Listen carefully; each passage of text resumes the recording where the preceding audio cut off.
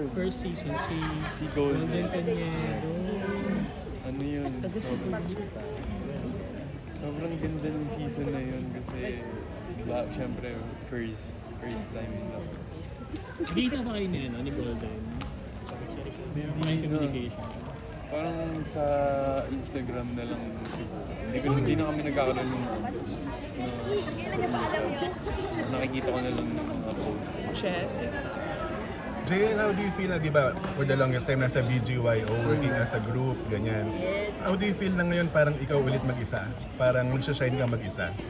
Nakakapanibago kasi alam mo yung parang kang hinuhubaran gano'n kasi galing ako sa pagiging kontesero tapos napunta ako sa group for 7 years. So ngayon magso-solo ulit ako, like solo project. Para siyang bago sa akin. Okay. Pero exciting.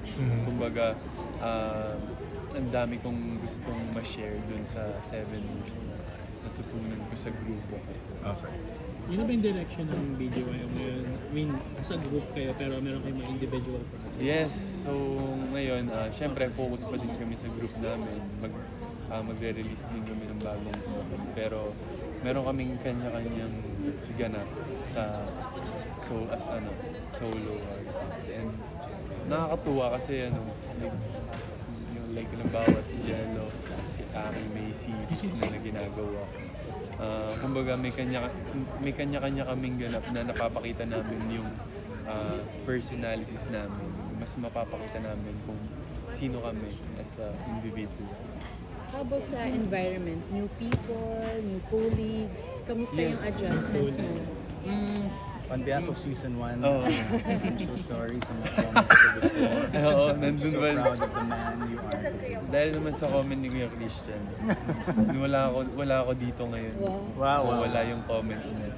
Pero, sorry, ano ulit yung question? Yung new environment, New environment. colleagues. Syempre, dahil sa tagal ko na din sa industriya, sobrang nakakatuwa na makakita ng mga bagong faces, ng new friends din.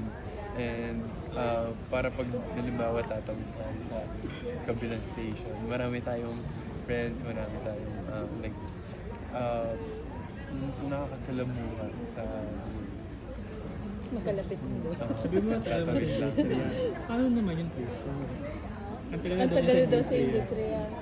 Ni Kayo po. JL. Ano masasabi mo doon? Ano yung context ng matagal na Hindi kasi tinatanong nila yung environment daw, like new environment. Sabi ko kasi matagal na din naman ako sa industriya, so like so yung parang- pakikisama yung Oo. So marami rin naman ako natutunan definitely sa tagal ko rin sa industriya. ang advice sa akin ng mga mentors na nauna sa akin, and I pass it on to you also, minsan ang laban din ay patagal. Pero it's a circle moment for JL. How do you feel na parang ikaw yung nasa panel before now, he's now with you, colleague? Yes, Colleague. so parang What's it feel? kung ano pala yung sinabi ko dati, it worked. Yes, buti na lang. And that was a joke, pero support. support. Pero the goal naman namin as panel is to give as much